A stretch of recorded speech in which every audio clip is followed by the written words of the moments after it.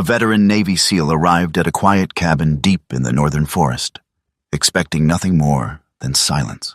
But the moment he stepped out of his truck, a German shepherd ran straight toward him. No barking, no hesitation, just certainty, like the dog had been waiting for him. It didn't go inside the house. It turned toward the forest instead. And for some reason, the man felt like he was being called, pulled into something he didn't understand. In that moment, he realized this wasn't just a coincidence. Where are you watching from today? Like and subscribe to Veteran Dog Stories to follow the journey. The road into Iron Hollow had no signs, no fences, and no reason to exist. At least not one that Caleb Rowan trusted. It stretched ahead in a thin line of dust and pale stone, cutting through the northern forest like a scar that time had forgotten to heal. Sunlight filtered through tall pines, falling in long golden beams across the hood of his truck. It was the kind of place people drove past without noticing, and the kind of place men like Caleb came to disappear. Caleb Rowan was 43, built like a man who had never truly left the battlefield. He stood tall, just over 6 feet, broad-shouldered, his body still carrying the hard lines of Special Forces training. His face was angular, jaw set with quiet tension, light stubble shadowing his cheeks like something he never quite bothered to finish. His eyes, blue-gray, held a stillness that didn't come from peace, but from endurance. The kind of stillness that followed years of noise. His dark brown hair was cut short, military style, with early strands of silver creeping in at the temples. He wore the same outfit he always did. An olive field jacket weathered at the seams, a red and dark blue plaid shirt beneath it, dark cargo pants, and worn brown leather boots that had seen more ground than most men ever would. A battered military watch clung to his wrist. A folding knife rested in his pocket, and on the passenger seat beside him sat his Eberly stock half-track backpack, his only constant. He killed the engine. Silence followed. Not the peaceful kind. Not the kind that settled. This silence waited. Caleb stepped out of the truck, boots crunching lightly on gravel. The air smelled clean, pine, earth, sunlight. Too clean. Like a place untouched by the kind of things he carried inside him. Ahead, the cabin stood alone. It was smaller than he expected. A wooden structure tucked at the edge of a wide clearing, its roof sloping gently under the weight of time. The wood had faded, silvered by years of weather. But it hadn't collapsed. It endured, just like everything else in this place. Caleb exhaled slowly. "This is it," he muttered under his breath. A house left behind by a man he had never met. A man who, according to a single letter, had decided Caleb Rowan was worth remembering. Caleb didn't believe in things like that. He reached into the truck, grabbed his backpack, and slung it over one shoulder. That was when he heard it. Not a sound exactly, a shift, a presence. He turned and saw the dog. It stood at the far edge of the clearing, where the grass met the shadow of the trees. A German shepherd, large, balanced, built with the kind of precision that didn't come from chance.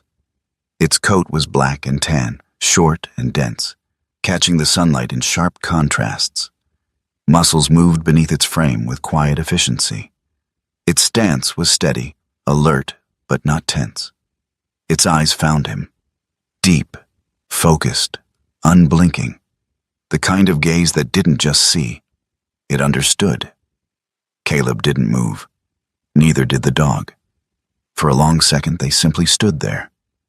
Two creatures measuring something neither of them had words for. Then, without warning, the dog ran. Not cautiously, not testing. It moved fast and direct, closing the distance between them with a certainty that struck something sharp inside Caleb's chest. He tensed instinctively, weight shifting, ready for anything. But the dog didn't lunge, didn't bark, didn't hesitate. It stopped just in front of him, close enough that Caleb could hear its breathing, steady, controlled. close enough that he could see the faint wear on the animal's coat, the small scars hidden beneath fur. This was no stray. This was a working dog. The dog stepped forward, lowered its head, and pressed its nose gently against Caleb's hand. Caleb froze. The contact was brief, deliberate. The dog inhaled, once, twice, and something changed.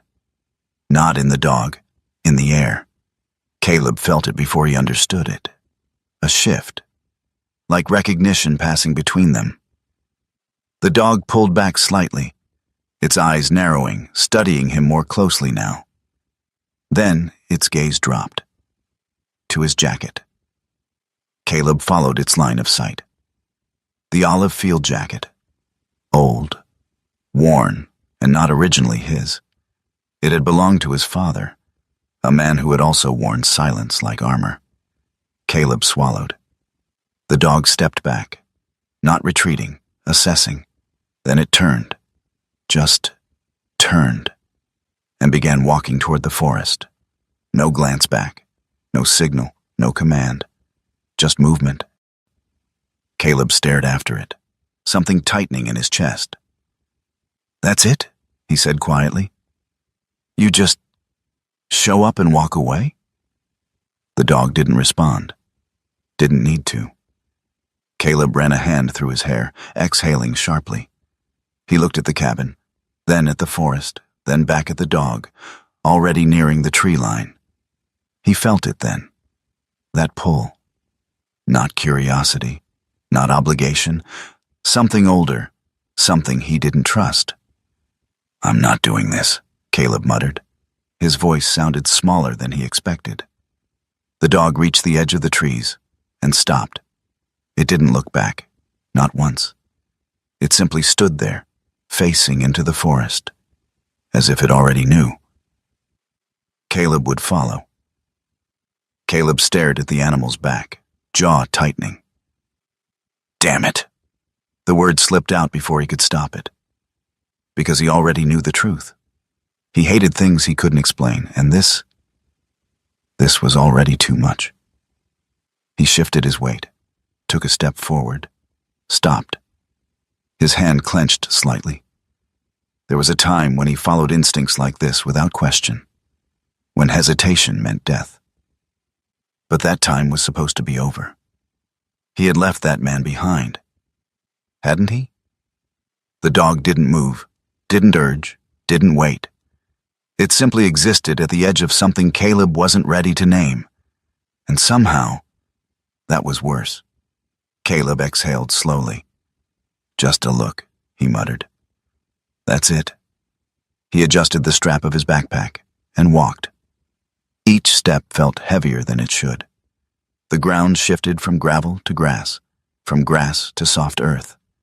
The air cooled slightly as he neared the trees, the sunlight thinning into scattered fragments between branches. The forest wasn't dark, but it wasn't open either. It held things. Sounds. Smells. Memory. The dog moved again, slipping between the trees with quiet ease. Caleb followed. Branches brushed against his jacket. The scent of pine deepened. Somewhere in the distance, a bird called once, then fell silent. They walked for several minutes. No path, no markers, just the dog and the direction it chose. Caleb's senses sharpened without permission. Every sound, every shift, every small detail. Old instincts waking up like something he had buried but never killed. "Great," he muttered under his breath. "Exactly what I needed."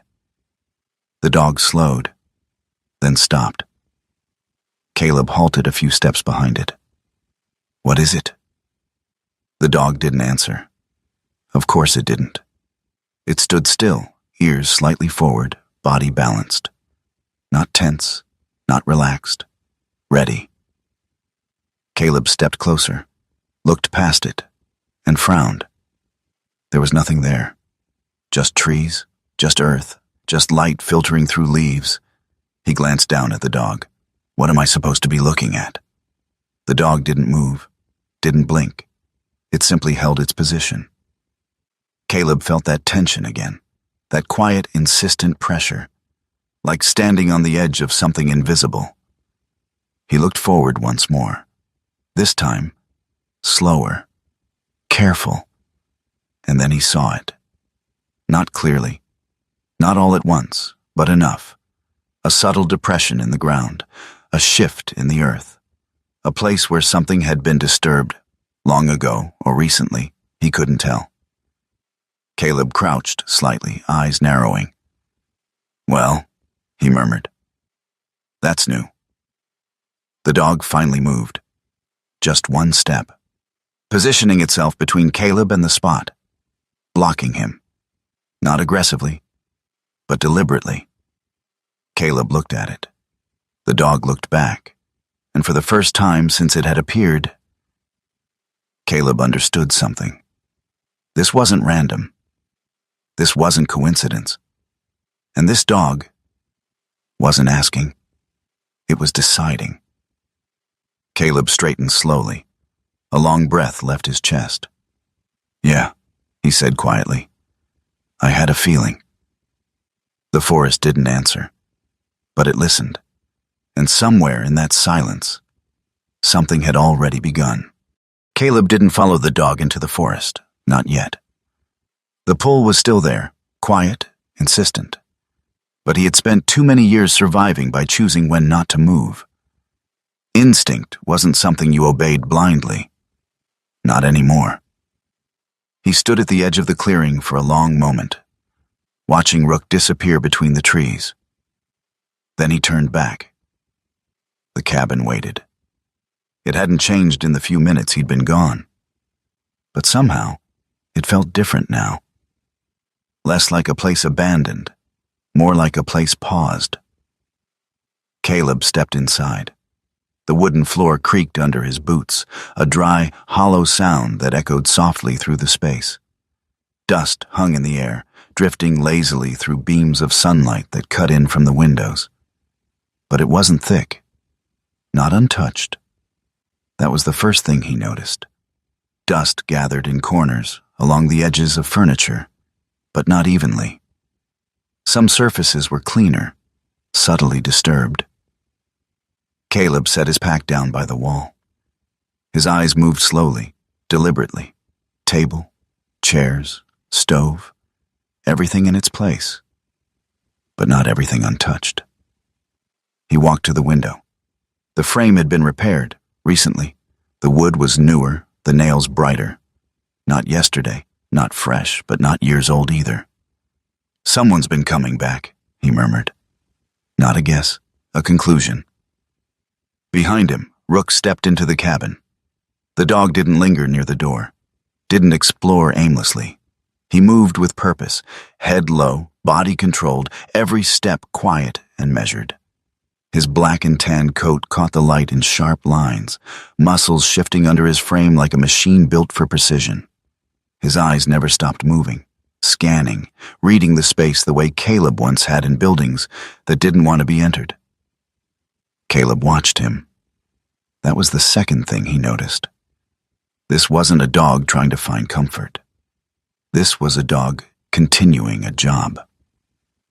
"You're not lost," Caleb said quietly. Rook didn't look at him. Didn't need to. The dog moved past the table, toward the center of the room. Stopped. Then turned slightly, circling once. Caleb followed at a distance. His boots were louder than the dog's steps, heavier, less careful. The dog paused again, this time near the old stone fireplace. The hearth was cold, ash long settled, but the wood around it, different, worn, more than it should have been. Caleb's brow furrowed. "What is it?" he asked. Rook lowered his head, sniffed once, then again. Not frantic, focused. His nose hovered inches above the wooden floorboards. Caleb stepped closer, crouching slightly. "Yeah, I see it." He didn't. Not yet. But he trusted the pattern. He had learned that a long time ago, back when hesitation got people killed. and dogs save them without asking for credit. He reached down, running his fingers across the floor. The wood felt solid. But something subtle, a difference in temperature, in resistance. Caleb pressed his palm flat, held it there, waited. And then, there, a faint hollow beneath. His jaw tightened slightly. "Well," he muttered. "That's not good." Rook shifted beside him, not impatient, expectant. Caleb leaned back on his heels, exhaling slowly. His gaze drifted across the room again. But now, everything looked different. Not random, arranged, intentional. His eyes landed on a shelf against the far wall. A few books, old, worn. He stood, walked over, and pulled one free. A journal, leather-bound, edges frayed. He flipped it open. The handwriting inside was tight, controlled, deliberate. A man who measured his words. A man who didn't waste them. Caleb read the first line. "People don't disappear in this forest. Not by accident." He stilled. Turned the page. More entries, short, direct. 3 hikers. Found one. The others, no trace. Weather was clear, no reason they should have been lost. Rook tracked something I couldn't. Not an animal, not a person. Something else. Caleb's eyes lifted slowly.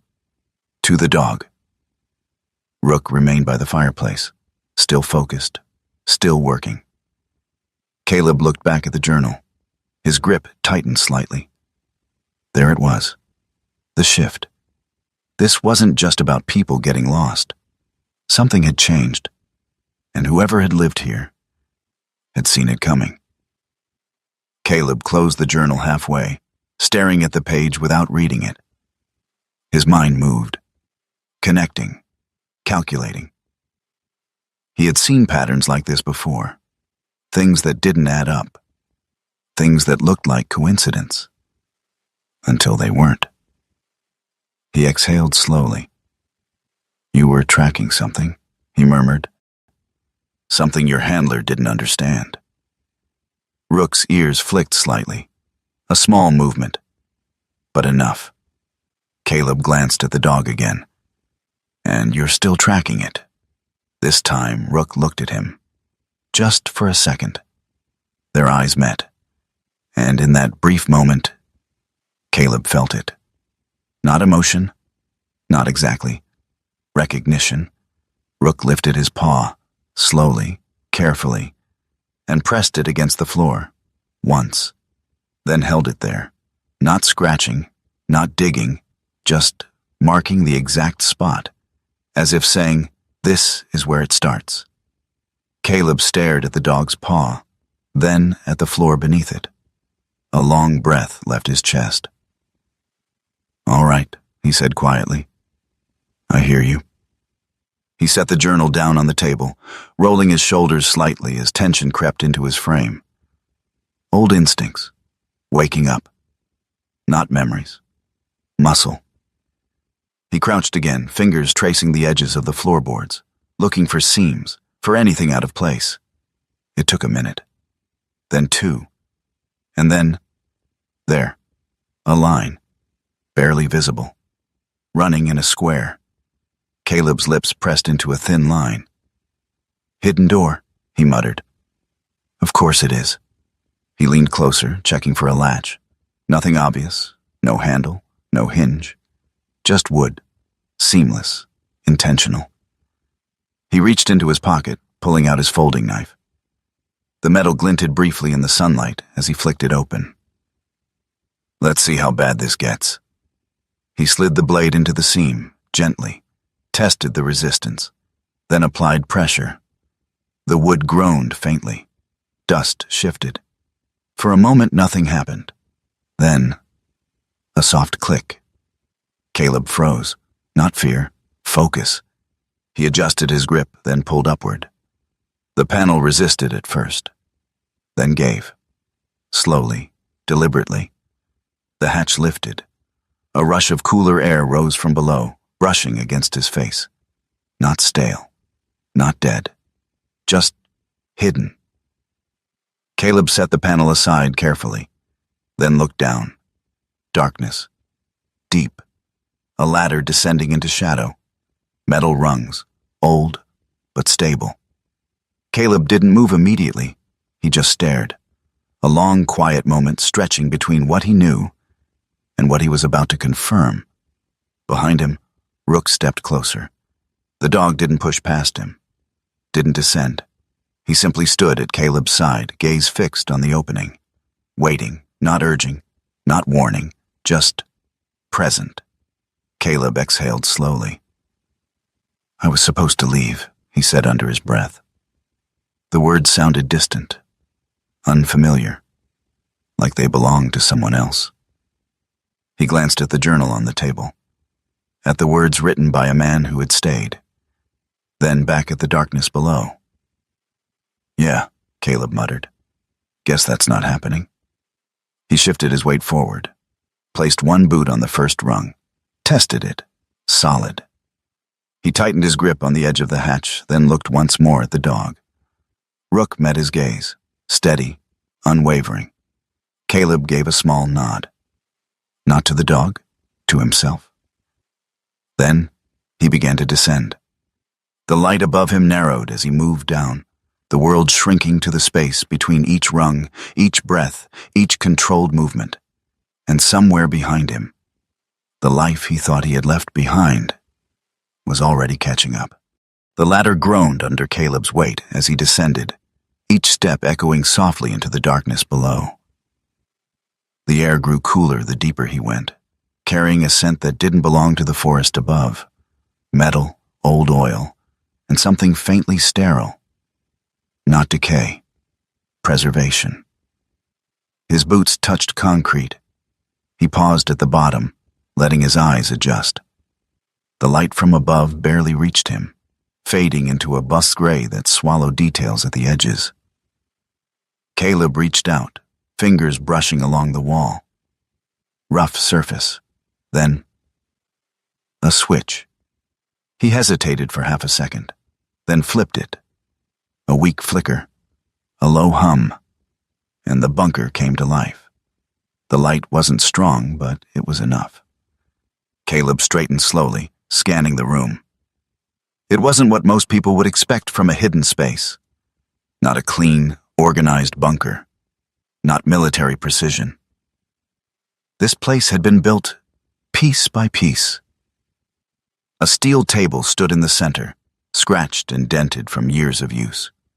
Shelves lined the walls, some wooden, some metal, holding supplies that didn't match each other. Medical kits, ropes, water containers, old radios, tools that had seen too many repairs. Nothing uniform. Everything functional. "This wasn't planned," Caleb murmured. It was continued. He stepped forward, boots quiet against the concrete. On the far wall, maps were pinned up, layered over each other, edges curling with age. Handwritten notes filled the margins. Some markings were faded. Others looked fresh. Caleb leaned closer. Routes, coordinates, symbols he recognized, safe paths, danger zones. But there was something else, a pattern he couldn't fully place yet. Behind him, a soft sound. He turned. Rook had come down. The German shepherd moved differently here, slower, more deliberate. His black and tan coat caught the dim light, highlighting the tension in his muscles. His head stayed low, eyes scanning the space not out of fear, but recognition. This wasn't new to him. This was familiar ground. "Yeah," Caleb said quietly. "You've been here before." Rook didn't respond. He moved past Caleb toward the far corner of the room, stopped. Caleb followed. The corner looked ordinary at first glance. A hook on the wall, a jacket hanging from it. Old. Brown canvas, worn thin at the edges. But what caught Caleb's attention wasn't the jacket itself. It was the stains. Dark, dried, set deep into the fabric. Blood. Caleb's jaw tightened slightly. He reached out, fingers brushing the sleeve. The material was stiff where the blood had dried. Not fresh, but not ancient either. Weeks. Maybe a few months. This is where it ended, Caleb said quietly. Or maybe where it didn't. Rook stepped closer. Then slowly, he lowered himself to the ground, not resting, not relaxing. He lay beside the jacket, head down, eyes forward, still. Caleb felt something shift in his chest, not understanding. Something heavier, respect. The kind a soldier feels standing beside something that matters, even if he doesn't fully know why. Rook didn't move, didn't blink, didn't look at Caleb. He simply lay there beside the jacket, as if guarding not the object, but the moment it represented. Caleb swallowed slowly. "You stayed here," he said under his breath. Not asking, acknowledging. Rook's ears twitched faintly. That was enough. Caleb straightened, turning his attention back to the room. There had to be more. People didn't build places like this without leaving something behind. His eyes landed on a desk near the wall. Small, metal, covered in papers. He stepped over, picking up the top sheet. Notes, short, direct, times, locations. Caleb flipped through them quickly. Search patterns, coordinates, weather conditions. Then, he found it. A notebook. Different from the others, leather-bound. He opened it. The handwriting was tighter than the notes on the desk. More controlled, more personal. Caleb read. "The forest isn't the problem." He paused, turned the page. "Something is driving people off the trails." Another page. "Rook hears it before I do." Caleb's eyes flicked toward the dog, still unmoving, still guarding. He looked back at the notebook.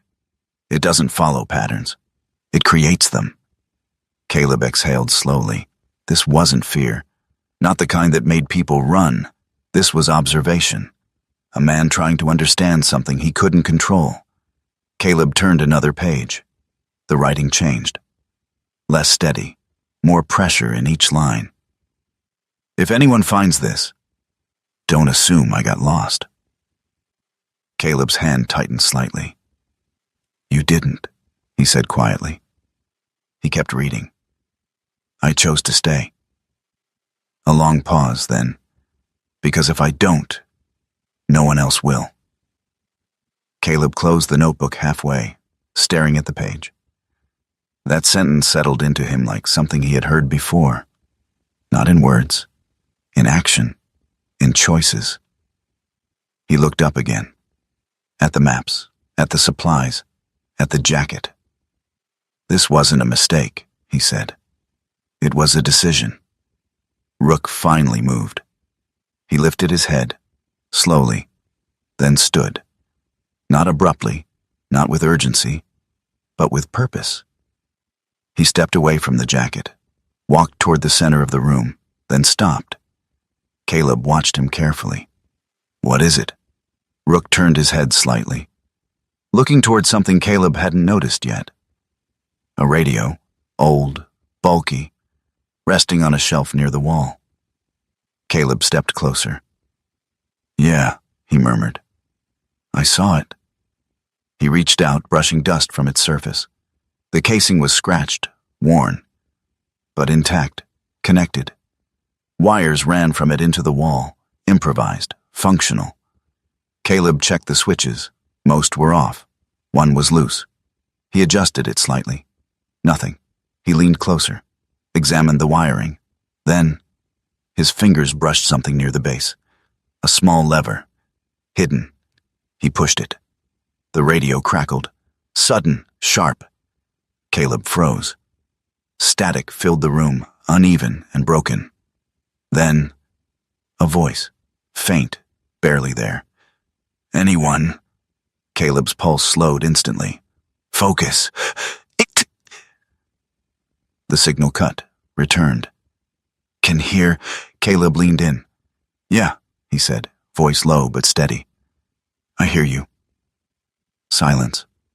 Then static. Then nothing.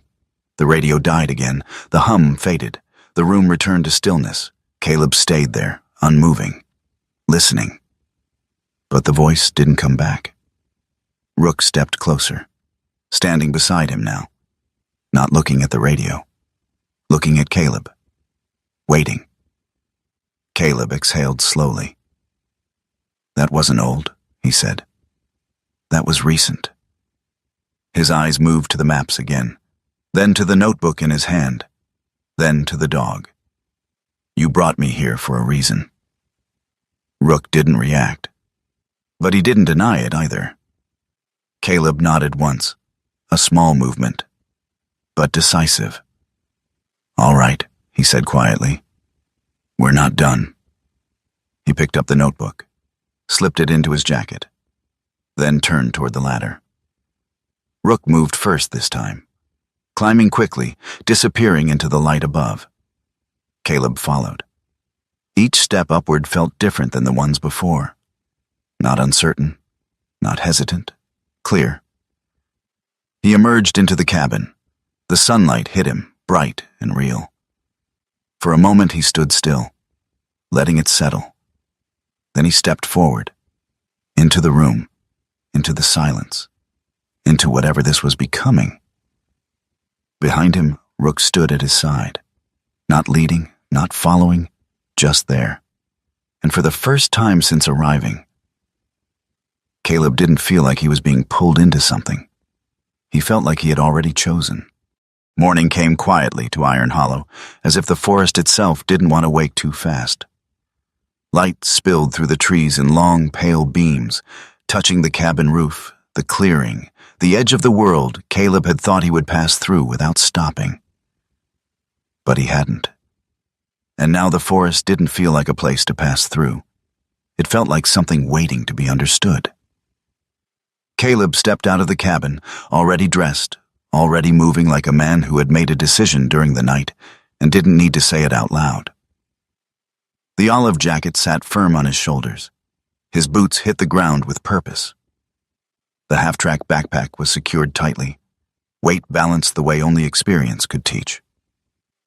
Rook stood near the edge of the clearing, watching the trees, not restless, not uncertain, ready. Caleb paused beside him, glancing down. "All right," he said quietly. "You lead. I'll follow." It wasn't surrender. It was trust. Rook moved immediately, no hesitation. He stepped into the forest, slipping between the trees with silent precision. Caleb followed close behind, adjusting his pace to match the dog's rhythm, controlled, efficient, alert. The forest closed around them. Sounds changed. The open stillness of the clearing gave way to something denser, layered. Wind through branches, the distant crack of wood, the quiet shift of unseen movement. Caleb's senses sharpened without effort, old instincts returning. Not as ghosts, but as tools. Rook didn't follow any visible trail. No worn path, no broken branches that a casual eye would notice. But Caleb began to see it, small details, marks carved lightly into tree bark, almost invisible unless you knew where to look. A strip of faded fabric tied low on a branch. A rock slightly out of place. Signals. Not for everyone. For those who knew how to read them. "Search routes," Caleb murmured. "Emergency markers." Rook didn't react, but he didn't slow either. They moved deeper. Minutes passed, then more. The light shifted above them, narrowing as the trees thickened. Caleb adjusted his breathing, his steps falling into rhythm with the forest. He didn't feel lost. Not yet. Then, a sound. Footsteps. Not theirs. Rook stopped instantly. So did Caleb. The dog's body changed, not tense, but alert in a different way. Not danger. Recognition. A figure stepped out from between the trees ahead, A woman, mid-30s, lean build, strong but not bulky. She moved like someone used to uneven ground, weight shifting carefully with each step. Her moss-green ranger parka blended almost seamlessly with the forest around her. Beneath it, a gray knit sweater.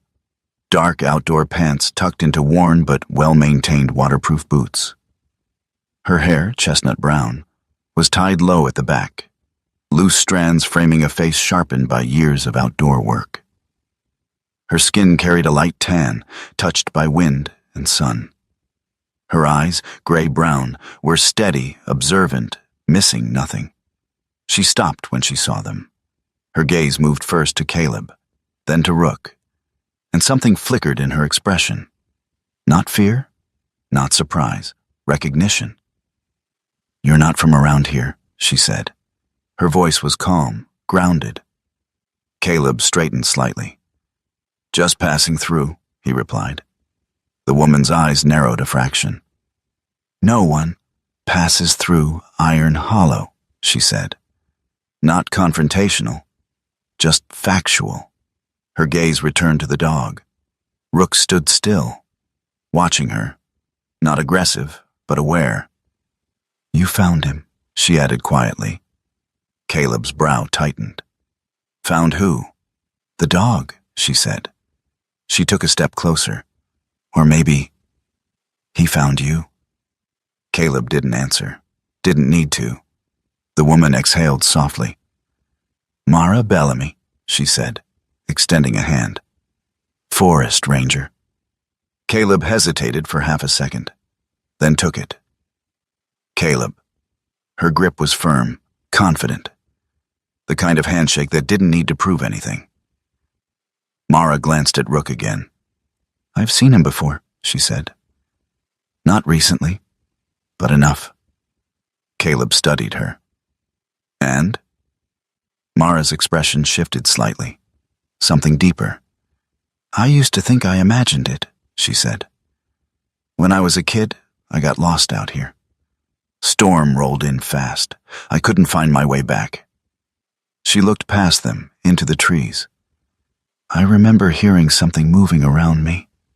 Not loud, not close, just there." Her voice softened. "And then I found a path. Marked, clear, like someone had just walked it." She looked at Rook again. "I didn't know who led me out." A pause. "But I remember the feeling." Caleb's chest tightened slightly. "What feeling?" Mara held his gaze. "That I wasn't alone." Silence settled between them. Not heavy, not uncomfortable. Just understood. Rook moved suddenly. Not forward, not away. He stepped to the side, stopped at a patch of ground, and began to dig. Not frantic, not desperate, controlled, deliberate, as if he already knew exactly what was buried there. Caleb and Mara exchanged a glance, then moved closer. The soil gave way quickly under Rook's paws, loose, disturbed before. Within seconds, something surfaced, leather, darkened with age. Rook stopped, stepped back. Caleb crouched, brushing dirt away with his hands. A collar, old, worn. A metal tag hung from it, scratched but still readable. Caleb turned it slightly, read the name, then froze. "What is it?" Mara asked. Caleb didn't answer immediately. His jaw tightened. "That's not possible," he said quietly. He held the tag up. Mara leaned closer. Her breath caught slightly. "That name." She didn't finish, didn't need to. Caleb stared at it. The engraving was faded, but still clear enough. A K-9 designation, a handler's unit, and a name. One that didn't belong to Rook. One that belonged to a dog. Long dead. Caleb exhaled slowly. "Different dog," he said. "Same system." He looked at Rook. The dog wasn't looking at them. He was looking at the collar. Still, focused. Mara swallowed slightly. "This isn't just rescue work," she said. This is something that's been going on for years. Caleb nodded faintly. Yeah. He stood, holding the collar loosely in his hand. Rook didn't move. Didn't push forward. Didn't leave. He simply stood there, as if guarding a memory that didn't belong to him alone. Caleb looked at the dog, then back at the forest, then at Mara. This wasn't built by one man, he said. No. Mara shook her head slowly. It was carried. The wind shifted. Branches creaked softly overhead. The forest didn't feel empty anymore. It felt inhabited. Not by people, by purpose. Caleb slipped the collar into his jacket, carefully, like something that mattered. All right, he said quietly. We keep moving. Rook turned, immediately. No hesitation. And this time, Caleb followed without question. The forest narrowed as they moved deeper. Not physically. There was still space between the trees. But something about it pressed closer now. The air felt denser, the light thinner. Even the sound of their steps seemed quieter, as if the ground itself had learned how to listen. Rook led without hesitation. Caleb followed without question. And Mara, she stayed slightly behind and to the side, not out of fear, but instinct. The kind that came from years of reading terrain, of knowing when something unseen was shaping the path ahead. Where is he taking us? She asked quietly. Caleb didn't answer right away. His eyes stayed on the dog. He's not taking us anywhere, he said finally. He's taking us back. Mara frowned slightly, but didn't argue, because she could feel it too. This wasn't a search. It was a return. They moved for another 10 minutes, maybe more. Time had a way of slipping in places like this, stretching or shrinking without warning. Then Rook slowed. Just a fraction. Enough for Caleb to notice. He's close, Caleb said. Mara's hand instinctively brushed the small radio clipped to her jacket, as if grounding herself in something familiar. Rook veered slightly off what little remained of the marked route, pushing through a cluster of low branches and stepping into a narrow depression in the terrain. At first it looked like nothing. Just a dip in the earth. Then Caleb saw it. A structure, partially hidden. Wood and metal, collapsed in places but not abandoned. A secondary bunker, smaller than the one beneath the cabin, rougher, more exposed. This wasn't meant to be permanent, Caleb said quietly. Fallback position, Mara added. Rook approached the entrance, stopped. His body shifted, not tense, not aggressive, but aware in a different way. Alive. Caleb stepped past him, crouching near the opening. The door wasn't fully closed. It hung slightly ajar, the hinges rusted, but functional. Scratches marked the surface, recent. From inside, a faint sound drifted out. Not mechanical, not environmental, human. A breath, uneven. Caleb's expression hardened instantly. Someone's in there. Mara moved closer, lowering her voice. Alive? Caleb listened. Another breath. Faint. But there. Barely. He pushed the door open slowly. It creaked, a long, tired sound. Then silence again. Caleb stepped inside. The bunker was dim, lit only by a narrow shaft of light cutting through a crack in the ceiling. Dust floated in the air, disturbed by movement. And in the far corner, a man, curled slightly against the wall. Still. Too still. Caleb moved quickly but carefully, crossing the space in a few strides. He crouched beside him. The man was older, early 60s maybe. Thin, almost gaunt, like time had been taking small pieces from him without asking. His face was lined deeply, not just from age, but from years of strain. Gray hair clung unevenly to his head, and a short, rough beard framed a jaw that looked like it hadn't held a full meal in days. His clothes told their own story. A faded brown canvas jacket, worn thin at the elbows. A flannel shirt beneath, stained and wrinkled. Work pants darkened with dirt. Boots cracked from use. But his hands were strong, calloused. A man who had worked, fought, held on. "Hey," Caleb said quietly, placing a hand on the man's shoulder. No response. Caleb leaned closer. "Hey, stay with me." A flicker. The man's eyelids trembled. Then slowly, they opened. His eyes were pale gray, clouded with exhaustion, but sharp underneath, alive. He looked at Caleb, then past him, to the entrance, to Rook, and something shifted. Recognition. "You," the man whispered. His voice was dry, barely more than air. "You came back." Caleb's brow tightened. "I think you've got the wrong—" The man shook his head weakly. "No," he rasped. "Not you." His eyes stayed on Rook. "The dog." Rook stepped forward, slow, careful. He approached the man and stopped just within reach. The man's hand lifted slightly, trembling, but Rook closed the distance, pressing gently into it. Not excitement, not relief. Something quieter, familiar. Mara stepped in behind Caleb, her expression shifting as she took in the scene. "Who is he?" she asked softly. The man exhaled a thin breath. "Jonah," he said. "Jonah Creed." Caleb glanced at Mara. Recognition flashed across her face. "You were listed in the missing reports," she said.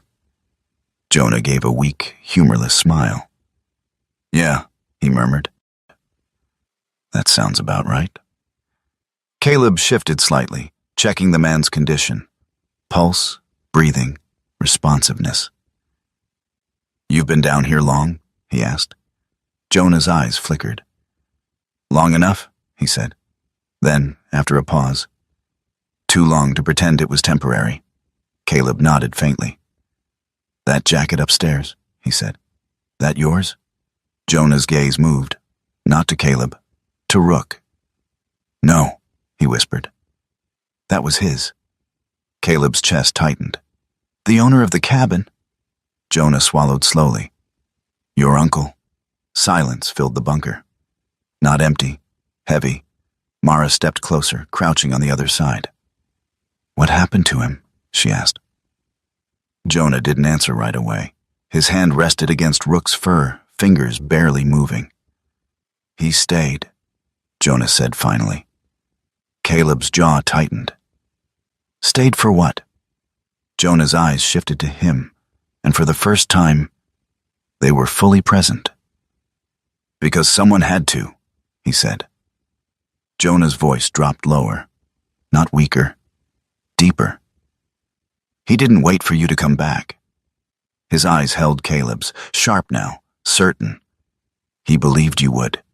Caleb felt something break. Not outwardly, not visibly, but inside, something that had been held too tight for too long.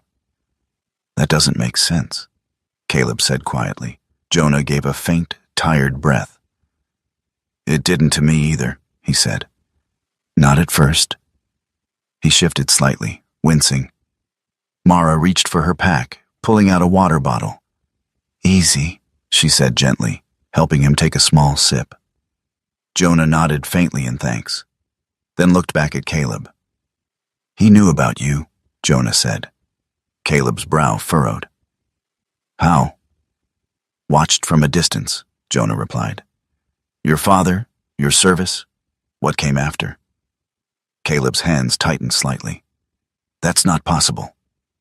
Jonah gave a faint smile. He was better at finding people than they were at staying hidden. A pause, then, "He said you'd come when it mattered." Caleb shook his head slightly. "I didn't come for this," he said. Jonah's expression softened. "No," he agreed. "You didn't." His gaze shifted to Rook. But he did. Rook stood still, unmoving, but present. Always present. Caleb looked at the dog, then back at Jonah. What was he protecting? Caleb asked. Jonah exhaled slowly. Not something, he said. Someone. Mara leaned in slightly. Who? Jonah's eyes closed briefly, then opened again. Anyone who got lost, he said. Anyone who needed a way back. He glanced around the bunker. This wasn't just a system, he added. It was a promise. Caleb felt that word settle. Not like information, like weight. Jonah's breathing grew uneven again. We need to get you out of here, Mara said firmly. Jonah gave a faint shake of his head. Not yet, he whispered. Caleb frowned. Why not? Jonah's eyes flicked toward the forest above. Because if we leave now, he said, voice barely steady, then no one's left to keep it going. Silence fell again. This time, different, heavier. Caleb looked at Mara, then at Rook, then back at Jonah, and something inside him shifted. Not a decision. Not yet. But close. Very close. The forest didn't feel the same on the way back. It wasn't darker. It wasn't louder. But it watched. Caleb felt it in the way the air pressed closer against his skin, in the way the silence no longer felt empty but occupied. Something had shifted, not in the forest itself, but in how he moved through it. He wasn't passing through anymore. He was part of it. Mara walked beside him, steady and alert, her eyes scanning ahead while her hand stayed near the radio clipped to her jacket. She didn't speak much now. Whatever this had become, it had gone beyond curiosity for her too. Behind them, Jonah remained in the bunker, alive but fragile. Not abandoned. Waiting. Caleb glanced at Rook. The dog moved slightly ahead, shoulders low, steps precise. His ears shifted constantly, catching things Caleb couldn't hear yet. His presence was no longer just guidance. It was direction. They reached the edge of the clearing just as the sound broke through the trees. Engines, low, distant, but unmistakable. Mara froze first, then Caleb. That's not local traffic, she said. Caleb nodded faintly. No. The sound grew louder. Vehicles. More than one. Rook stopped. His body shifted, this time not in recognition, not in memory, in warning. Caleb's eyes narrowed. Company, he muttered. Through the trees, movement appeared. Dark shapes cutting through the light. Men. 3 of them at first, stepping into the clearing with the quiet confidence of people who believed they had control over the space they occupied. Then a 4th. He walked slower than the others. Measured. Intentional. Victor Hale. 48, tall, composed, his posture straight without stiffness. His dark coat, charcoal tailored even for the outdoors, sat clean against the chaos of the forest, untouched by dirt or time. Beneath it, a black high-collar sweater, fitted, deliberate. His boots were high-end leather, barely marked. Even here he looked like he belonged somewhere else. His face was long, angular, the lines sharp but controlled. No beard, clean-shaven. His hair was dark, combed back neatly, touched faintly with silver at the temples. But it was his eyes that held Caleb's attention. Cold, not cruel, just distant. The kind of eyes that had learned to make decisions without needing permission from emotion.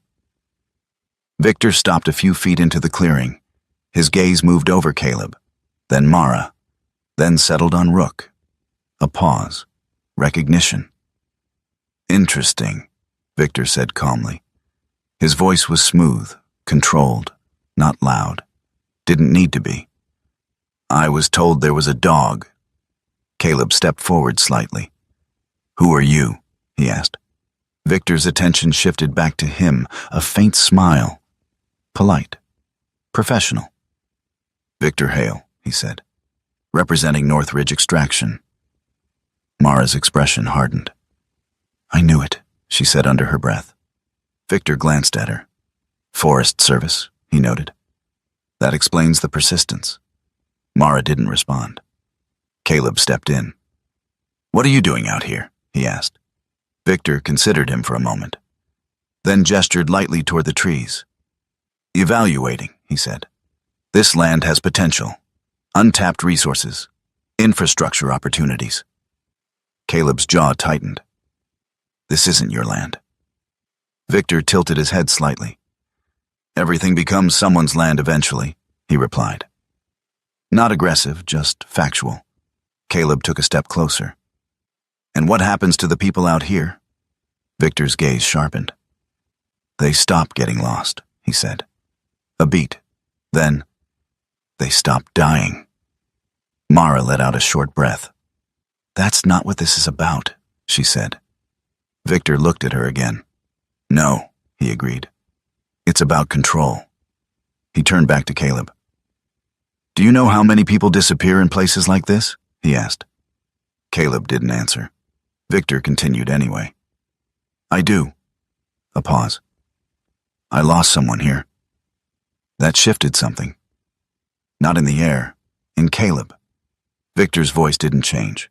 Still calm, still measured. "They weren't careless," he said. "They weren't weak. They just didn't make it back." He looked toward the forest. "And no one could tell me why." Silence stretched between them. Then Victor's gaze returned. "So yes," he said quietly. "I believe this place needs to be controlled."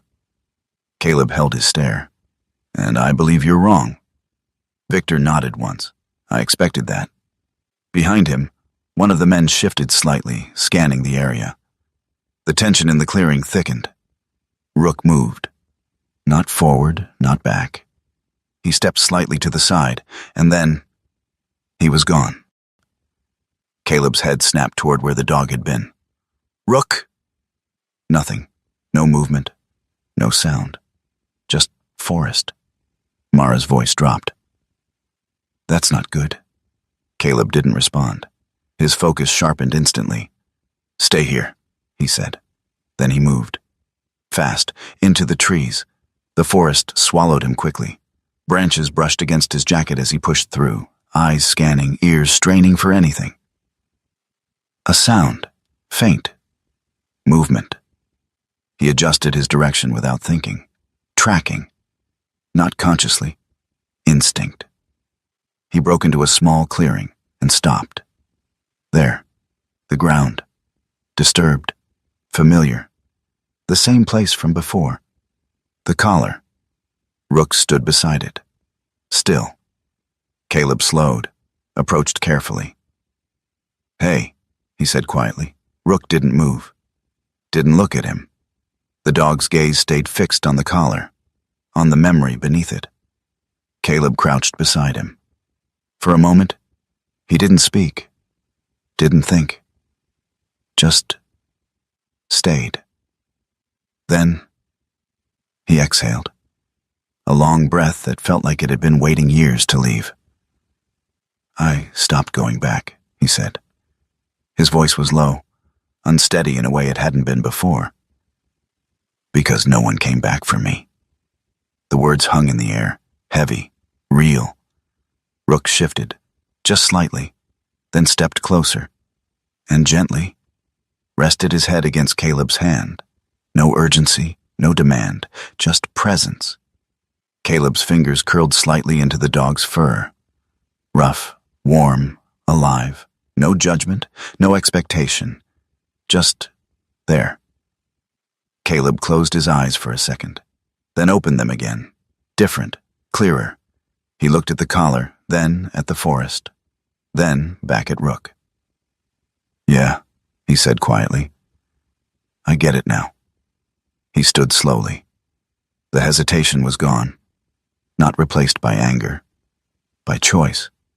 He looked down at the dog. "We're not leaving." Rook stepped back, not leading, not pulling, just aligned. Caleb turned and walked back toward the clearing. Victor was still there, exactly where he had been, as if nothing had changed. But Caleb had. He stepped forward, stopping a few feet away. Victor studied him. Something in his expression shifted. Not surprise, recognition. "You've made a decision," Victor said. Caleb nodded once. "Yeah." Victor's gaze flicked briefly toward the forest, then back. "And you're willing to stand by it?"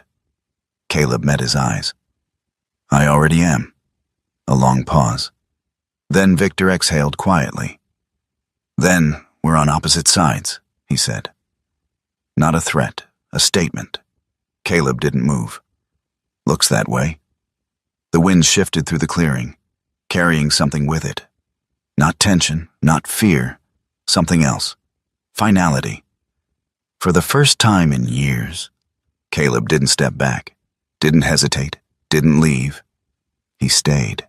The forest did not celebrate. It did not cheer or shift or announce that something had been saved. It simply continued. Wind moved through the trees the same way it always had, soft, steady, carrying the quiet rhythm of something older than any man who tried to claim it. But Caleb felt the difference, not in the forest, in himself. Victor Hale did not return the next day, or the day after. The machines never came. The men didn't push deeper. No markers appeared, no fences followed. He hadn't been defeated. That much was clear. Men like Victor didn't walk away because they lost. They walked away when something changed the calculation. Caleb didn't ask what that something was. He didn't need to. The cabin began to breathe again. Not all at once, not in some dramatic transformation. Slowly, deliberately. Caleb repaired the window first, the same one he had noticed on his first day. He worked without rushing, hands steady, movements precise. The wood fit into place like it had been waiting for him to finish what someone else had started. He didn't think about it too much, didn't analyze it. He just worked. The roof came next, then the door, then the smaller things. The things most people wouldn't notice. Loose hinges, a cracked beam, the kind of details that didn't change how a place looked, but changed how it held together. Mara stayed, not because she had to, because she chose to. She moved through the cabin with the quiet familiarity of someone who understood spaces like this. How they functioned, how they failed, how they endured. She organized what needed organizing, checked the supply lines, mapped what Caleb hadn't yet seen. Some mornings, she would stand outside with a cup of coffee in her hands, watching the forest as if it might speak first. "Feels different," she said once. Caleb glanced at her from where he worked. "How?" Mara shrugged slightly. "Less unfinished?" Caleb nodded. He understood that. Rook never asked for anything. He moved through the space like a shadow that had decided to stay. Most nights, he lay near the fireplace, body stretched along the wooden floor, head resting just enough to see both the door and the window. Not guarding, not exactly, just present. Caleb would sometimes sit nearby, leaning back against the wall, saying nothing. Not because he didn't have anything to say, because he didn't need to. The silence here wasn't empty. It held. Jonah recovered slowly. The first time Caleb helped him back to the cabin, the older man barely had the strength to stand on his own. But there was something stubborn in him. Something that refused to let the years win too easily. His movements were slow, but deliberate. His eyes, though tired, were clear. "You fixed the place up," Jonah said one afternoon, his voice still rough but stronger than before. Caleb shrugged lightly. "Needed it." Jonah nodded, then glanced at Rook.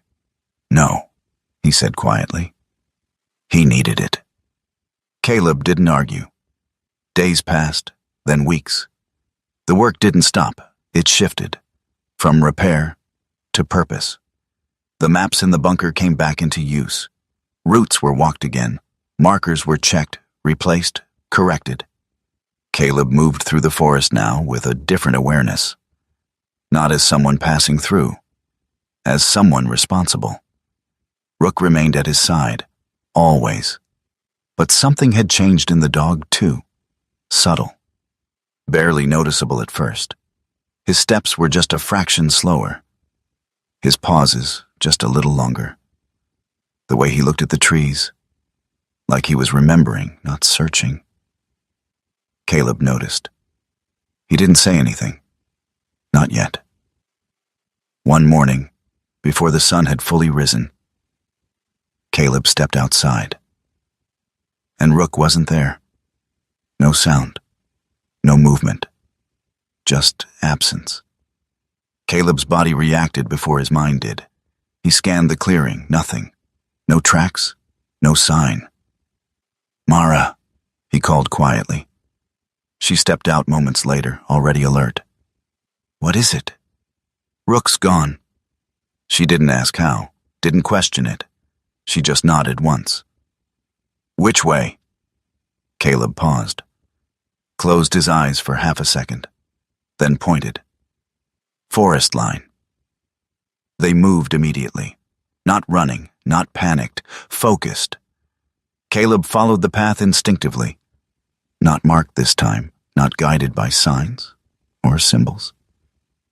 Something else, something quieter, familiar. They moved for several minutes before Caleb slowed, then stopped. There, a clearing, small, almost hidden, and in the center, Rook.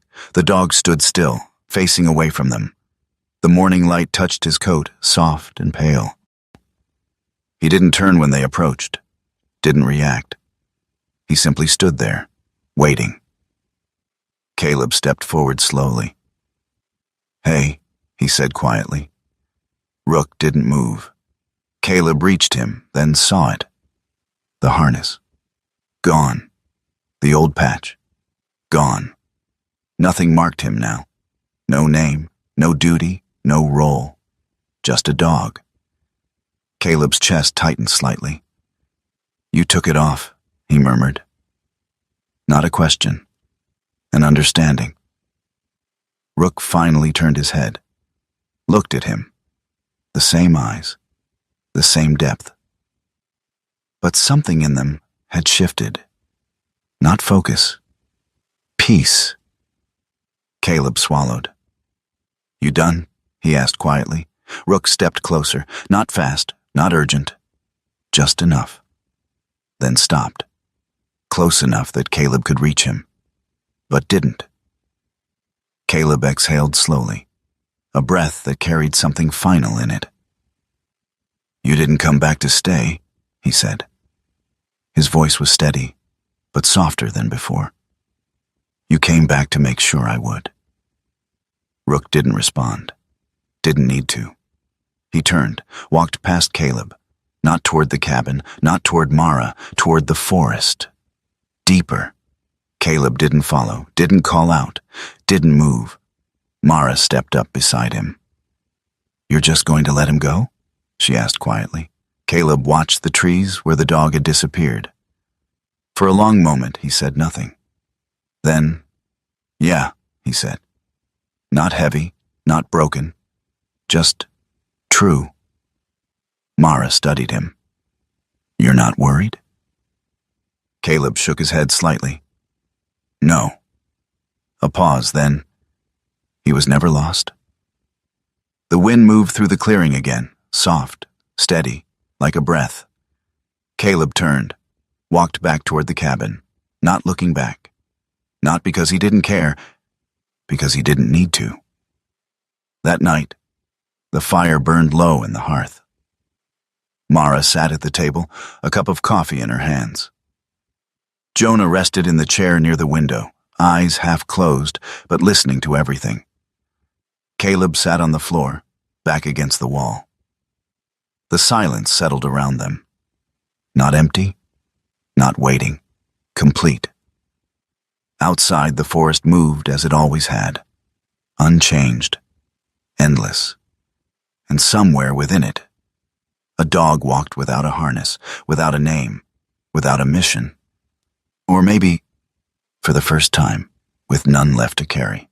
Sometimes miracles don't arrive as light in the sky or voices from above. Sometimes they walk beside us quietly, on four legs, with steady eyes and a heart that refuses to give up on us. Maybe God doesn't always change our path. Maybe He sends someone or something to walk it with us until we remember who we were meant to be. In our everyday lives, we all face moments where we feel lost, forgotten, or left behind. But this story is a reminder that you are never truly alone.